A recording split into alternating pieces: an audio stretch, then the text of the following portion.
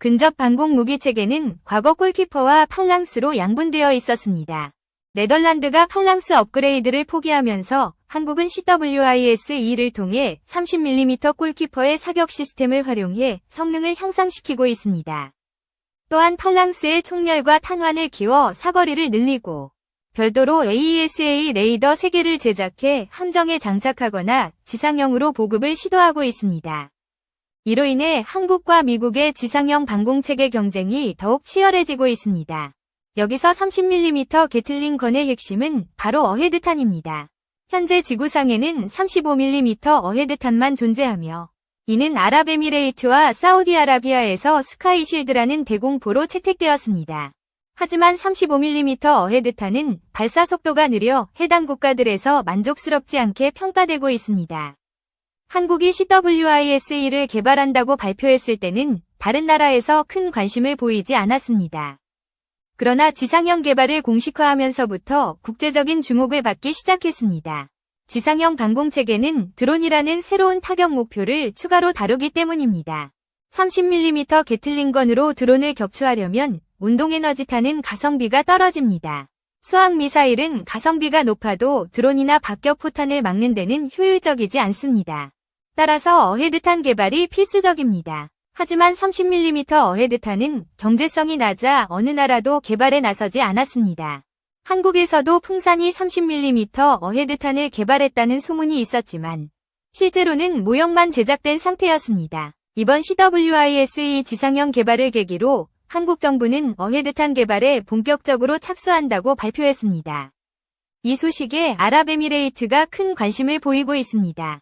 아랍에미레이트는 많은 유전 자원을 보유하고 있으며 주변 적대 세력의 공격 위협에 직면해 있습니다. 지상형 CWIS-2를 여러 지역에 배치하고 30mm 어헤드탄으로 방어하면 가성비가 매우 높아집니다. 하지만 한국은 아직 어헤드탄을 개발한 경험이 없어 많은 시험과 검증이 필요합니다. 어헤드탄은 목표물 앞에서 자탄을 분산시키는 신관과 이를 제어하는 프로그램을 개발해야 합니다. 이러한 무장 통합 기술은 결코 쉬운 작업이 아닙니다. 그럼에도 한국이 이 기술을 보유하고 있다고 발표하자 30mm 게틀링건과 A4 레이더를 활용해 어헤드탄으로 드론을 격추할 가능성이 주목받고 있습니다. 드론은 이런 시스템 앞에서 접근이 어려워질 것입니다. 30mm 게틀링건의 사거리는 약 3km입니다. 여기에 어헤드탄을 장착해 사격하면 대부분의 드론은 10발 이내에 격추됩니다. CWIS-2는 동시 교전 능력을 갖추고 있어 연속적인 드론 격추가 가능합니다.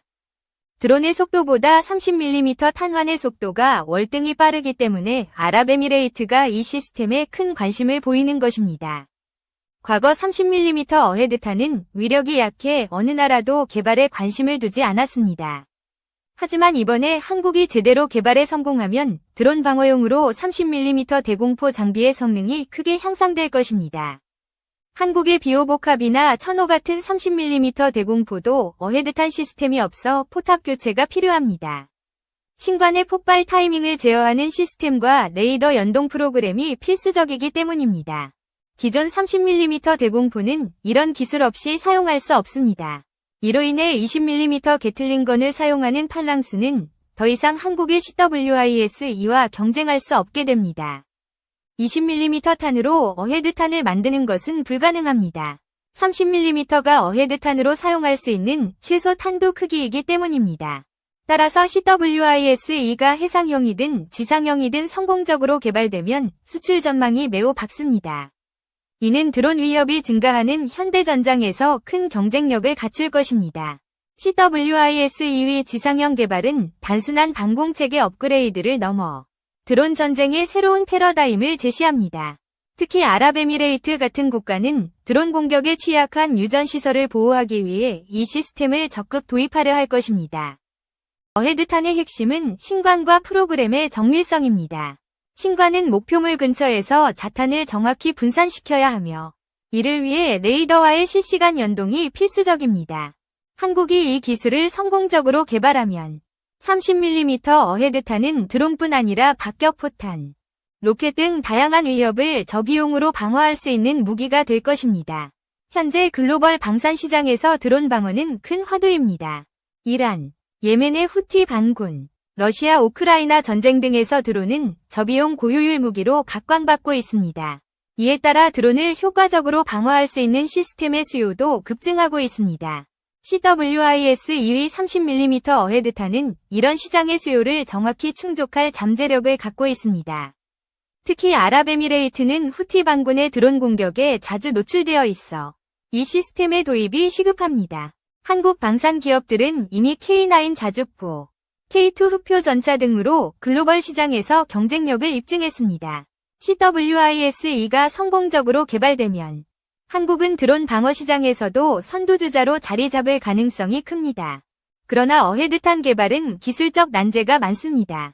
신관의 폭발 타이밍, 자탄의 분산 패턴, 레이더와의 연동 속도 등 모든 요소가 완벽히 조화를 이루어야 합니다. 한국은 과거 K-21 장갑차, 비호복합 등 30mm 기반 무기 체계를 개발하며 축적한 기술이 있습니다.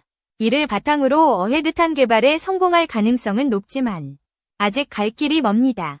또한 CWIS 2위 지상형은 단순히 드론 방어에 그치지 않습니다.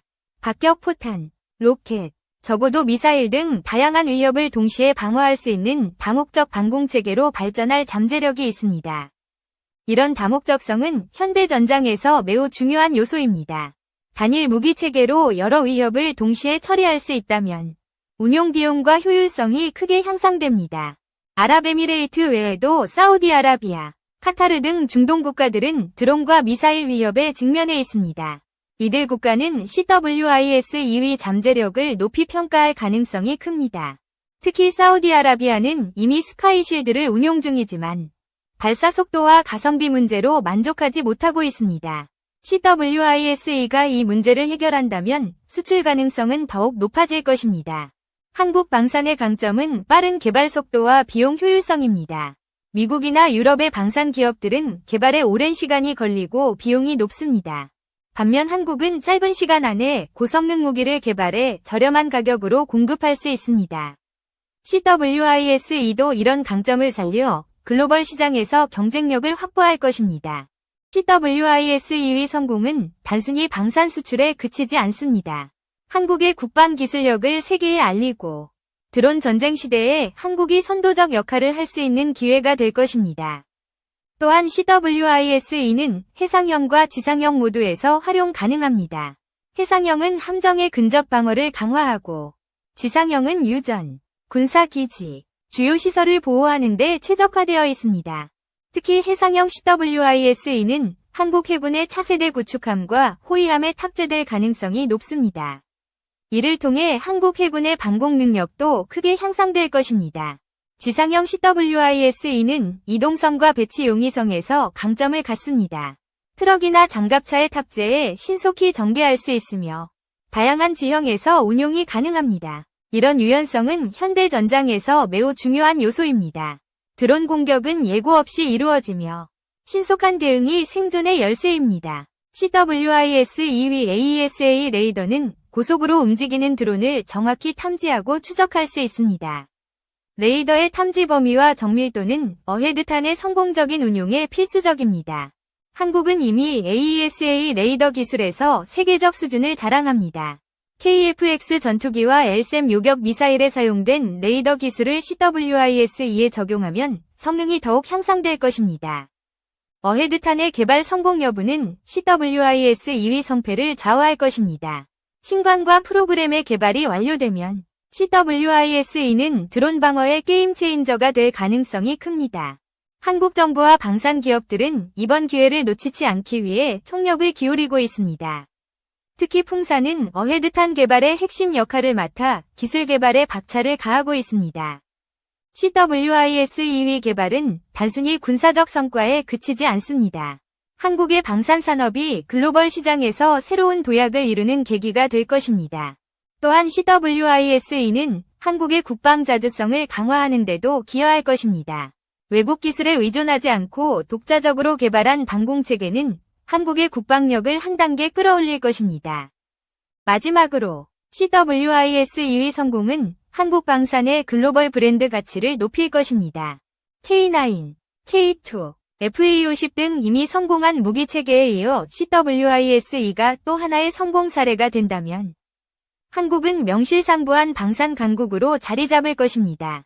이상으로 CWIS-2 지상형과 어헤드탄 개발에 대한 이야기를 마무리하겠습니다. 구독자 여러분의 많은 관심과 응원 부탁드립니다.